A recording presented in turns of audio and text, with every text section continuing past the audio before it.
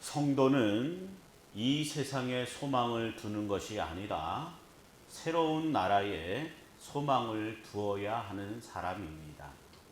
이 세상은 소유와 생존을 위해서 살아갑니다. 다른 사람보다 성공한 인생이 되기 위해 경쟁을 하고 행복한 인생이 되기 위해 애쓰며 삽니다. 그리고 더 많이 가지고 더 높이 오르는 것을 성공한 인생, 행복한 인생으로 여깁니다.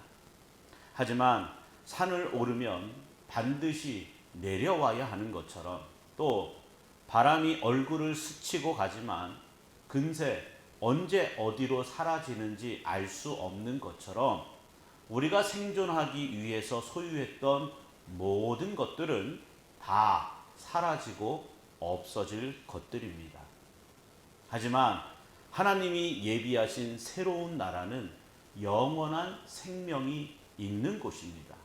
그래서 믿는 자는 반드시 이 세상이 아닌 하늘나라에 소망을 두고 살아야 합니다. 극단적으로 말하면 우리가 이 세상에서는 나사로와 같이 살아도 됩니다. 물질이 없이 살 수도 있고요. 가족이 없이 살 수도 있고요. 힘과 권력이 없이 살 수도 있습니다. 이 세상에서 필요한 것들이 없어도 예수님만 믿는다면 천국에서 하나님과 함께 영원히 살 수 있습니다. 이건 진리입니다. 이걸 믿으시는 여러분이 되셔야 합니다.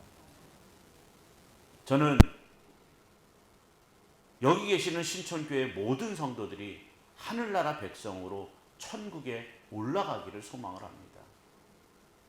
그런데요, 이 세상 것들을 다 누리고 소유하며 살았다 해도 그 마음에 예수님이 없다면 영원한 멸망뿐입니다.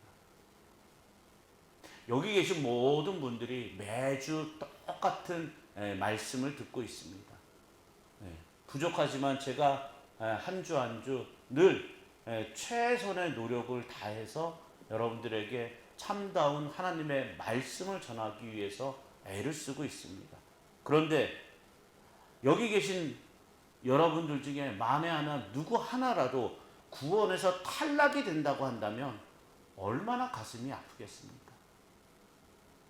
똑같이 말씀을 전했는데 누구는 그것을 복음으로 받아들이고 오직 하나님 나라를 소망하면서 예수님만 의지하는 그런 삶을 살다가 천국에 가시는 분이 있는가 하면 그렇지 못하는 분이 있다라고 하면 얼마나 가슴이 아프겠습니까? 아마 제가 만약에 그 모습을 본다면 가슴이 아플 정도가 아니라 살을 후벼 파는 그런 고통이 있을 것 같습니다. 그것이 저의 심정입니다. 그래서 제가 여러분께 간곡히 부탁을 드리고 싶은 것은 여러분이 기대하고 상상하는 하나님을 이제는 버리시라는 겁니다. 그리고 성경이 증거하고 있는 참된 하나님을 바라보셔야 합니다. 부족하지만 제가 앞으로도 더 많이 노력해서 여러분을 참된 생명으로 인도하시는 참된 하나님에 대해서만 말씀드리도록 하겠습니다. 그래서 욥의 고백과 같이 이제는 눈으로 주를 배움나이다 라는 그 고백이 여러분의 고백이 되실 수 있도록 최선의 노력을 다하도록 하겠습니다. 저는 여러분들 또한 이러한 저의 마음과 같은 마음이기를 소망을 합니다. 그래서 이 세상 살면서 세상 것 때문에 기뻐하거나 슬퍼하거나 낙심하지 마시고 오직 참된 것을 바라보셨으면 좋겠습니다. 다른 것에는 관심 두지 말고 세상 것에 매이지 마시고 오직 그리스도에게 관심을 두고 그리스도에게로만 매어지는 것입니다. 성경이 우리에게 세상에 매이지 말라고 하는 것은 세상의 것을 목표로 삼지 말라는 겁니다. 여러분의 수중에 돈이 얼마가 있든 그런 것이 중요한 것이 아닙니다. 가진 것이 적다면 단지 이 세상을 사는 데 있어서 조금 불편할 뿐 영원한 생명을 얻는 것에는 아무런 역할을 하지 못합니다. 가진 돈이 많으시다면 그 가진 것으로 청지기의 삶을 잘 감당하시면 됩니다. 하나님이 주셨다라는 걸 깨달으시고 하나님을 위해서, 교회를 위해서, 이웃을 위해서 그렇게 있는 것 잘 나누어 주시면 되는 거예요. 만일 가지고 있는 돈이 누군가에게 힘이 되고 권력이 되어서 다른 사람에게 자랑과 과시가 되고 다른 사람을 억누르는 그런 힘이 된다면 차라리 가진 것이 없는 사람이 더 낫다는 걸 우리가 명심해야 합니다. 재물뿐만이 아니에요. 소유하고 있는 땅이 얼마가 됐든 농사를 얼마나 크게 짓고 있든 그런 것들은 중요하지 않습니다. 문제는 여러분이 여러분의 수중에 있는 걸 사랑한다는 겁니다. 수중에 있는 것을 사랑하기 때문에 포기할 수 없는 거예요. 그 유명한 예화도 있잖아요. 자기가 움켜쥔 그것을 놓으면 손을 빼서 목숨을 건질 수가 있는데 그 움켜진 것을 놓지 않기 때문에 그 구멍에서 손을 빼낼 수가 없어요. 그래서 결국은 잡히는 거죠.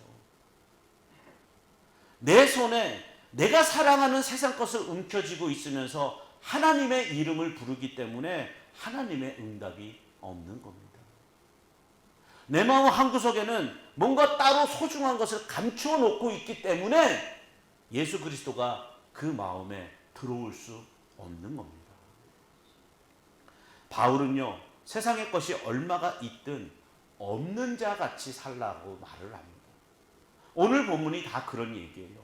안에 있는 자는 없는 자 같이, 우는 자들은 울지 않는 자 같이, 기쁜 자들은 기쁘지 않는 자 같이, 매매하는 자들은 없는 자 같이, 세상 물건을 쓰는 자들은 다 쓰지 못하는 자 같이 하라고 합니다.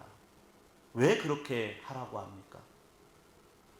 32절 후반부에 보면 이 세상의 외형은 지나간 이니라 이렇게 말씀을 합니다. 이 이유 때문에 있는 자들은 없는 것 같이 살라라고 권면을 하는 거예요. 세상의 외형이라는 것은 이 세상에 있는 모든 것들을 가리키는 겁니다. 지금 여러분 옆에 있는 남편이나 아내, 자식 모두 포함된 것이 세상의 외형이에요. 세상은요, 마치 활활 타오르는 장작불 위에 내리는 눈과 같습니다. 아무리 한방눈이라도 장작불 위에 내리면 어떻게 돼요? 심판 때면 다 사라지고 흔적도 없게 되는 세상에 마음을 두고 살아간다면 우리는 실패한 인생이 될 수밖에 없습니다. 왜냐하면 세상에 마음 두고 세상에 매이게 되면 하나님의 약속에는 관심이 멀어지기 때문입니다.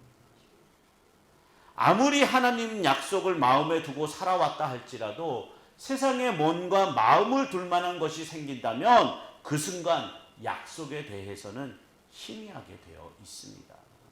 바울은 결혼을 그 예를 들어서 설명을 하는 거예요.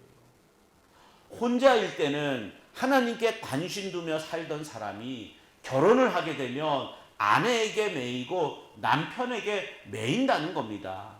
그래서 안에 있는 자는 없는 자 같이 하라는 거예요. 매이지 말라는 겁니다. 성도가 왜 이렇게 살아야 합니까? 무엇 때문에 하나님께만 매여서 살아야 합니까? 그 이유가 23절에 너희는 값으로 사신 것이니 사람들의 종이 되지 말라는 것 때문이에요. 우리는요, 이 세상 사람들과 똑같이 태어났지만 하나님께서 그리스도의 피로 값주고 사신 그런 사람들이 되었단 말이에요. 그러니까 세상 사람들처럼 사람들의 종이 되어서는 안 된다는 겁니다. 우리는 하나님의 소유가 된 백성들이에요. 마귀의 소유에서, 사탄의 소유에서 하나님의 소유로 옮김 받았습니다. 하나님의 소유가 되었다는 건 다시는 죽음이 우리를 상하게 할 수 없는 안전지대로 옮겨졌다는 뜻이에요. 그런데 우리는 자꾸 이 하나님의 손에서 빠져나오려고 발버둥을 쳐요. 내가 가고 싶은 곳으로 가고 싶다라고 그렇게 발버둥을 치고 있단 말입니다. 하나님께서 우리를 붙드신 그 손을 놓지 않으시고 가지 못하게 하실 때 우리는 그냥 울어버리고 말죠. 그리고는 하나님을 원망해요. 그때 내가 거기를 그 일을 했으면 하나님 내가 지금 잘 살 수 있었을 텐데. 오히려 하나님이 나를 붙들고 있는 그 손을 놓지 않으셨기 때문에 우리가 여전히 생명 가운데 있음에도 불구하고 우리는 그 사실을 외면해 버립니다. 왠지 천국 간 나사로보다는 지옥 간 부자에게 우리의 관심이 더 가는 게 무엇 때문이겠습니까? 말로는 천국을 소망하고 하늘 백성이 된 것에 감사한다고 느끼면서 이 세상을 살면서 우리의 관심이 어디에 있습니까? 거지로 나사로처럼 그렇게 비참한 인생을 살지만 그래도 하늘나라 소망을 두는 것이 행복이라고 여전히 그렇게 바라보고 계십니까? 아니면 부자의 인생이 우리의 생각을 지배하고 있습니까? 그러니까 하나님이 우리를 갖추고 사셨다라는 것이 얼마나 다행스러운 일입니까? 하나님이 행하신 그 일이 아니면 우리는 그저 부자로 살지도 못하면서 부자처럼 지옥불에 떨어질 수밖에 없는 그런 인생들인 겁니다. 그래서 성도는요, 항상 마지막 때를 기억하고 세상을 어떻게 살아야 하는가를 늘 물어야 하는 겁니다. 마지막 때를 기억하지 않는 세상 사람들은 어떻게 살아갑니까? 처녀 총각은 결혼하는 것이 목적이고 취업하는 것이 목적이에요. 장사하고 사업하는 사람들은 매출이 좋아져서 돈 버는 것이 목적이고 자기 뜻대로 일이 잘 풀려서 즐겁게 사는 것이 목적입니다. 바울은 그러한 세상의 외형을 따라가지 말라고 합니다. 마태복음 24장에 보면 예수님께서 세상 마지막 때의 모습을 노아의 때와 같다라고 말씀하십니다. 먹고 마시고 장가들고 시집가는데 정신 팔려서 멸망을 깨닫지를 못했다는 겁니다. 먹고 마시고 시집가고 장가가는 것이 잘못된 일은 절대 아닙니다. 다만 먹고 마시고 결혼하는 것을 하나님의 약속보다도 더 중요한 것으로 여기게 되면 주님이 다시 오시는 마지막 때를 잊어버리고 살게 되기 때문입니다. 성도가 마지막 때를 준비한다는 건 모든 삶을 포기하고 기도원에 들어가서 24시간 기도나 하거나 예배당에 나와서 예배만 드리는 것, 이걸 마지막 때를 준비하는 삶이 아니에요. 무엇을 먹든지 무엇을 마시든지 무엇을 하든지 항상 주님을 기억해야 합니다. 그런데 우리는 먹고 마시는 것에 매여버린 채 인생을 살아갑니다. 결혼을 하면 결혼에 매여버린 채 살아갑니다. 바울은 이걸 지적하고 있는 거예요.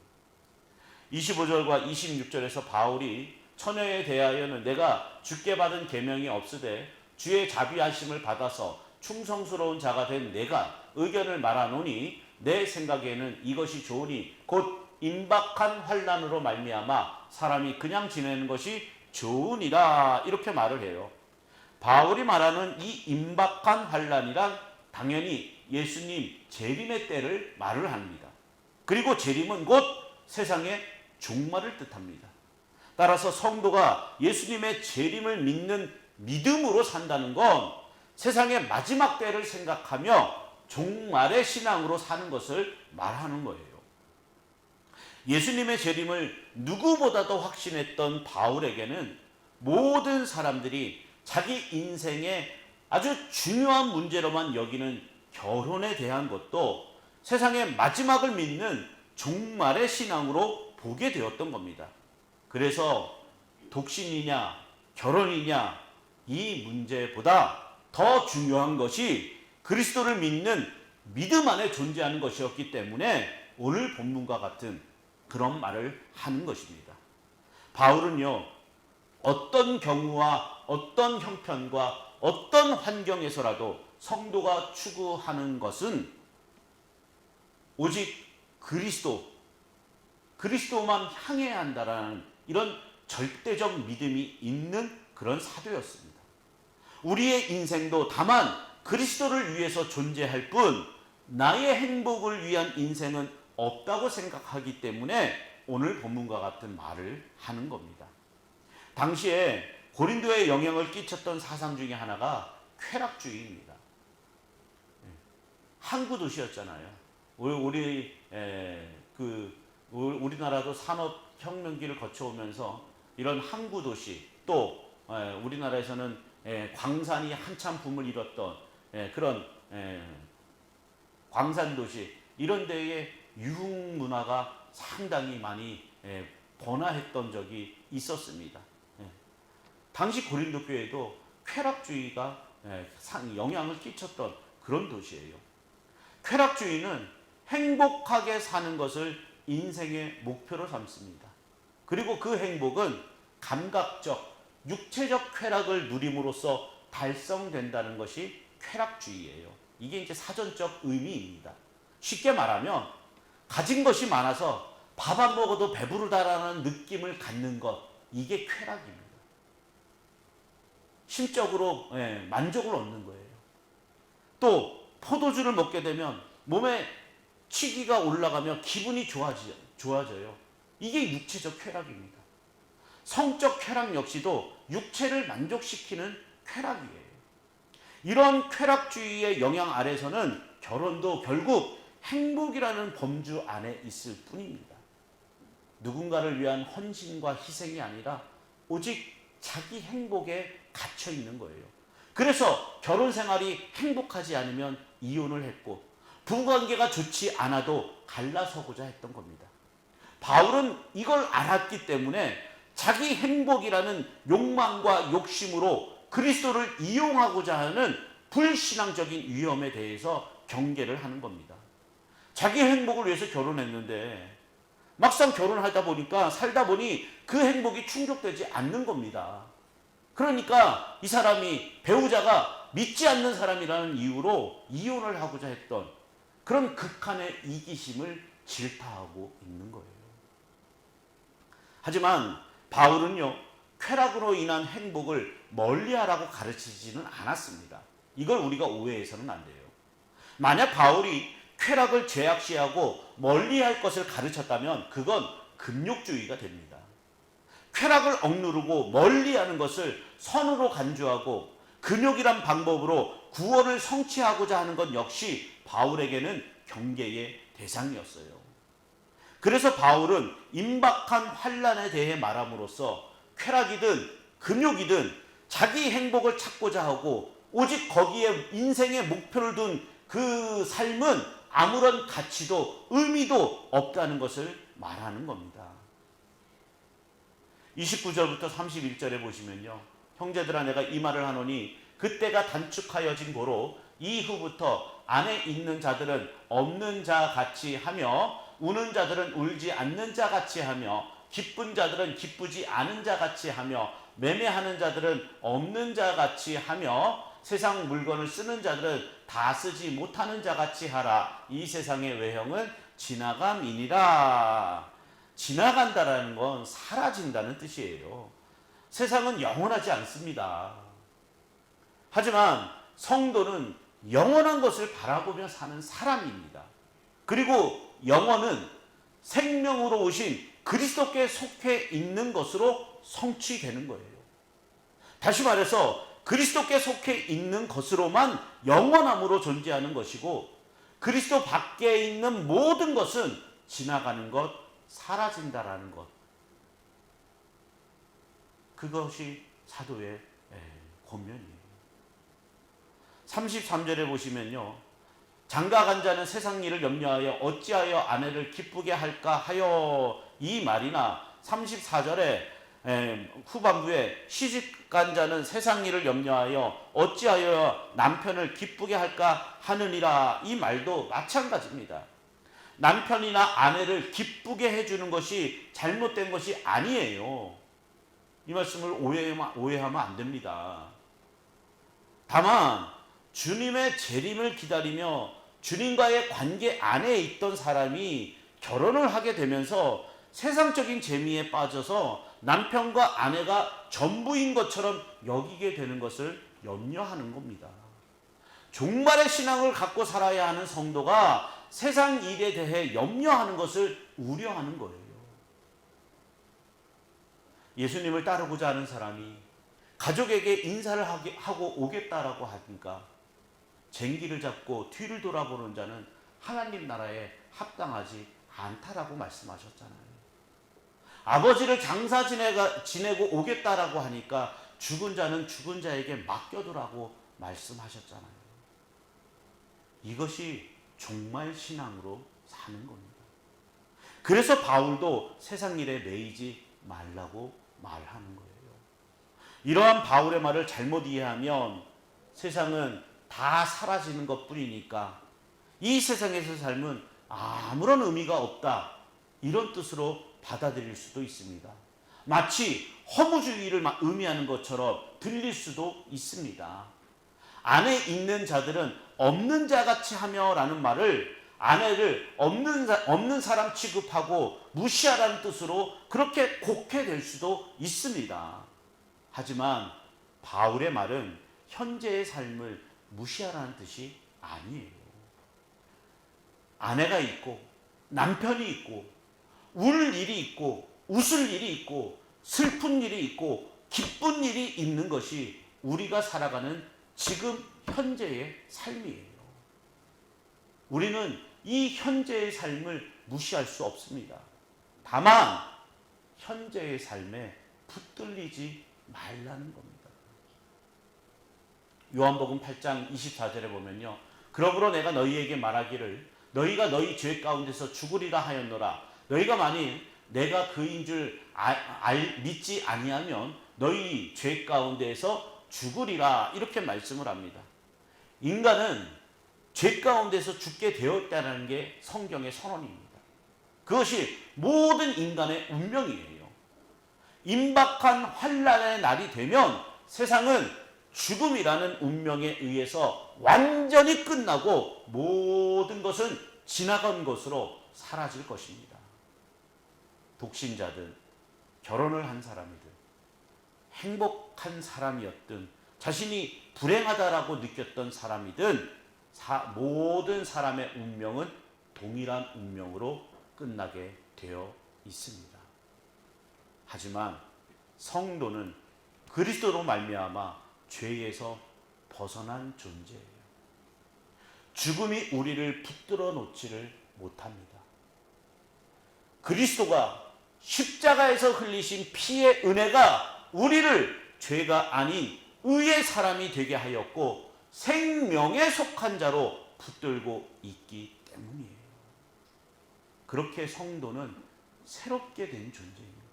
새로운 피조물. 그래서 성도는 새로운 부름 안에 있는 사람이에요. 이전까지는 자기를 위해서 필요한 것을 구하고 자기 삶에 유익하고 좋은 것을 요구하며 살아왔습니다.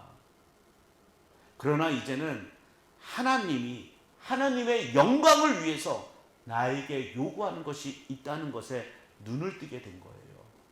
하지만 이 요구가 우리가 무엇인가 하나님을 위한 열심과 노력을 보여야 하는 것이 아니에요. 하나님이 우리에게 요구하시는 것은 우리를 도구 삼아 하나님이 직접 일하십니다. 그리고 하나님이 그 일을 이루시고 영광 받으십니다.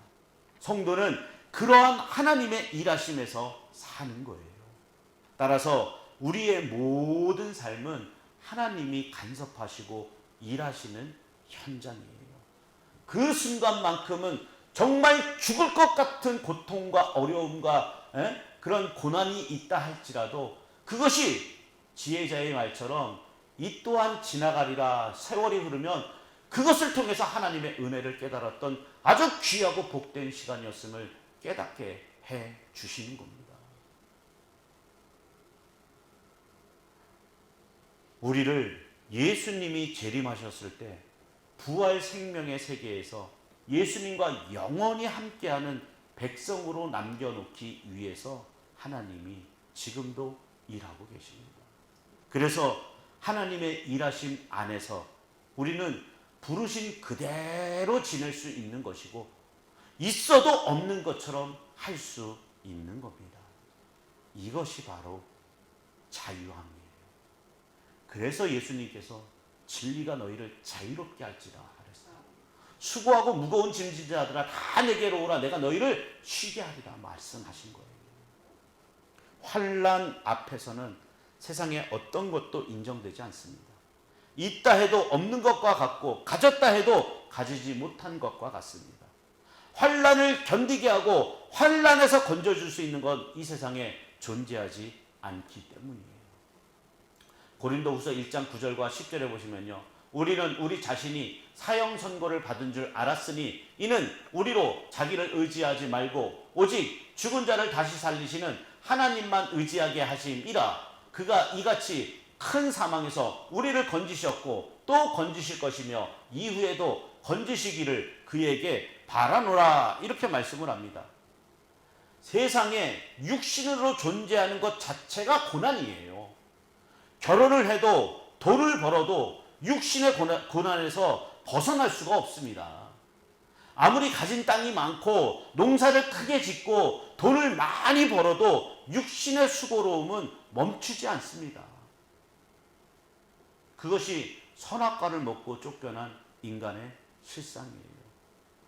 흙이 되어 돌아가기 전까지 수고로운 인생이 될 수밖에 없는 것, 그것이 선악과를 먹은 인간의 본질입니다. 성도는 이 고난에서 벗어나기 위해서 사는 사람이 아닙니다. 다만 육신으로 무엇을 이루었다 해도 그것이 행복이 될 수 없다는 것을 알기 때문에 세상에 미련을 두는 것이 아니라 참된 것에 마음을 두게 되는 것입니다. 그래서 세상에 다시 오실 그리스도만이 참된 행복과 기쁨이 된다는 걸 믿으며 그리스도만을 의지하고자 하는 사람, 그 사람이 진정 자유함을 누리는 하나님의 자녀, 성도인 겁니다. 이 은혜를 누리는 여러분 모두가 되시기를 주님의 이름으로 축원을 드립니다.